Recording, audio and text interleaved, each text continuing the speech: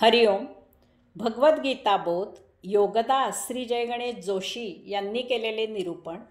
अध्याय 16 दैवासुर संपद विभाग योग. ओम श्री परमात्मने नमः. अथ षोडशोऽध्यायः. जय योगेश्वर. परमात्म्याला नमस्कार. अध्याय 16 श्लोक क्रमांक 10. कामम आश्रित्य दुष्पुरम दंभमानमदान्विताः मोहात् गृहीत्वा असद्ग्राहान् प्रवर्तन्ते अशुचिव्रताः. कधीही पूर्ण न होणाऱ्या आणि तृप्ती न देणाऱ्या कामनांच्या आहारी गेलेले, दंभ, अभिमान, गर्व असलेले, मोहामुळे अपवित्र व्रत धारण करणारे दुराग्रही वर्तन करतात. कामम आश्रित्य दुष्पुरम. कधीही पूर्ण न होणाऱ्या आणि तृप्ती न देणाऱ्या कामवासनांच्या आहारी गेलेले. माणसाला वासना, इच्छा, कामना, अपेक्षा असतात. त्या लवकरात लवकर पूर्ण व्हाव्यात यासाठी त्याची धडपड चालू असते. त्याला असे नेहमीच वाटते की एवढी ही माझी इच्छा पूर्ण झाली की मी तृप्त होईन. परंतु होते उलटेच. एक इच्छा पूर्ण झाली की त्यामधून दुसरी इच्छा निर्माण होते आणि त्यामधून तिसऱ्या इच्छेला कोंब फुटतो. कितीही वासना शमविल्या तरी नवनवीन कामना निर्माण होतच असतात. यामुळे माणूस नेहमी सदा सर्वदा अतृप्त राहतो. आसुरी वृत्तीचा मनुष्य हा असा कधीही पूर्ण न होणाऱ्या आणि तृप्ती न देणाऱ्या कामवासनांच्या आहारी गेलेला असतो. संसारी माणसाला अगदी प्रामाणिकपणे असे वाटते की इच्छा होणे ही त्याच्या प्रगतीची पहिली पायरी असते. इच्छा होते म्हणूनच तो निरनिराळे शोध लावतो. जीवन सुसह्य करण्यासाठी अनेक सुविधा शोधून काढतो.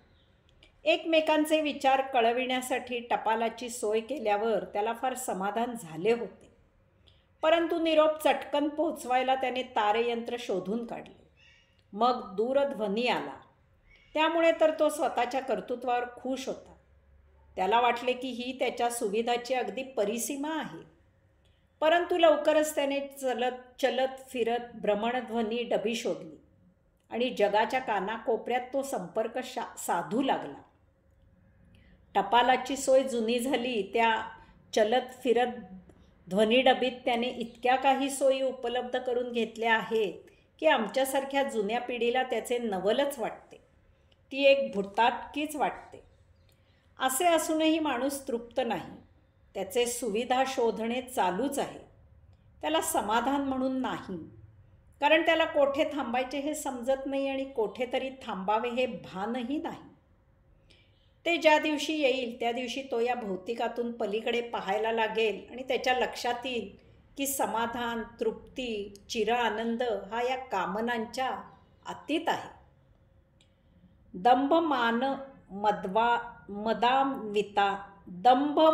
मदान्विताः. दंभ, अभिमान, गर्व असलेले, कामनांच्या आहारी गेलेल्या स्वतःबद्दल गर्व असतो. मी म्हणजे चार चौघांपेक्षा काहीतरी निराळा आहे अशीच त्याची भावना असते. त्याला त्याच्या प्रत्येक गोष्टीचा अभिमान असतो. तो मोठ्या तोऱ्यात वागत असतो. या अभिमानामुळे त्याला गर्व होतो. त्याच्या वर्तणुकीत मस्ती असते. मग त्याला मान, सन्मान याची भावना येते आणि ती त्याला ग्रासून टाकते. त्यासाठी तो हट्टाला आणि इरेला पेटतो. सरळ मार्गाने त्याची इच्छा पूर्ण होत नसेल तर त्याच्या आड येणाऱ्या अडथळ्यांना तो वाममार्गाने, अधर्माने, अन्यायाने, बळजबरीने दूर करतो. यामुळे तो लवकरच सर्वस्वाचा नाश ओढवून घेतो. यांच्या दृष्टीने दुसऱ्याचे अस्तित्व असणे हे चूक असते. त्यांच्या मताविरुद्ध मत असणे ही चूक असते. त्यांच्या सौख्यात विघ्न येणे हाच मोठा प्रमाद असतो. त्यांच्या मताप्रमाणे ते कधीही चूक करत नाही. ते नेहमीच बरोबर असतात. दुसरे चुका करतात आणि त्यामुळे सर्व घोटाळा होत असतो. त्यांच्या विचाराप्रमाणे जगात कोणालाही कवडीचीही अक्कल नसते. सर्व शहाणपणा त्यांच्यात असतो. त्यामुळे इतर सर्वांनी त्यांना विचारून त्यांच्या मताप्रमाणे वागायला पाहिजे. ते म्हणतील तीच पूर्व असे मानायला पाहिजे. मोहात गृहीत्वा असद्ग्राहान् प्रवर्तन्ते अशुचिव्रताः. मोहामुळे अपवित्र व्रत धारण करणारे दुराग्रही वर्तन करतात. मोठी मौजेची एक गोष्ट सांगतो. आमच्या कुंडीतून एका सभ्य गृहस्थाने मनी प्लांट चोरून नेला आणि स्वतःच्या घरी लावला. आता जर त्याने माझ्याकडे मागितला असता तर आनंदाने मी त्याला व्यवस्थित कापून दिला असता. पण तसे न करता तो त्याने गुपचूप चोरून नेला. याचे कारण विचारता मला असे सांगण्यात आले की मनी प्लांट चोरून आणला तर तो जगतो, नाही तर तो मरतो. आता या वृत्तीला काय म्हणणार?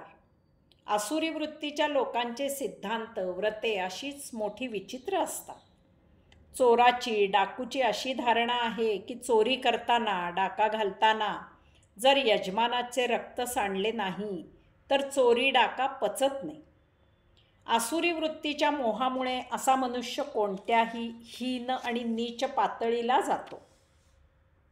त्यांना काही सांगायला गेले तर ते कोणाचे ऐकत तर नाहीतच, परंतु कोणी भला मनुष्य काही म्हणाला तर दुराग्रहाने त्याच्या बरोबर उलट वागून वर विकट हास्य करून दाखवितात. एकदा एका विदूर, विकलांग परंतु श्रीमंत मनुष्याकडे काही कारणाने मला जायचा प्रसंग आला. तो एकटाच राहत होता. त्याला जेवण खानावळीतून येत असे. मी त्याच्याकडे बसलो असताना खानावळीतील मुलाने त्याचा जेवणाचा डबा त्याला आणून दिला. डबा आणल्याबरोबर त्याने तो उघडून पाहिला आणि एकदम क्रोधाने भडकून त्याने तो अन्नाचा डबा लाथेने उडवून दिला. मी तर अवाक होऊन पाहतच राहिलो. तो मुलगा तर बिचारा भेदरून गेला. तो विदूर, विकलांग परंतु श्रीमंत मनुष्य खानावळीतील त्या मुलाला तारस्वरात म्हणाला की आज एकादशी आहे आणि डब्यात कांदा लसूण नाही, म्हणजे काय हा प्रकार आहे? आता काय म्हणावे या दुराग्रही अपवित्र व्रताला? परंतु आसुरी संपत्तीचे आणि वृत्तीचे लोक यात मोठा पराक्रम केला असे मानतात आणि अशुभ वर्तन करतात. आसुरी वृत्तीचे लोक कधीही प्रसंगाला साक्षी राहत नाहीत. ते प्रसंग त्रयस्थ दृष्टीने न्याहाळत नाहीत. प्रत्येक प्रसंगी ते स्वतःच्या स्वार्थाचाच विचार करतात. यामुळे नेहमीच अतृप्त असतात. हरिओम.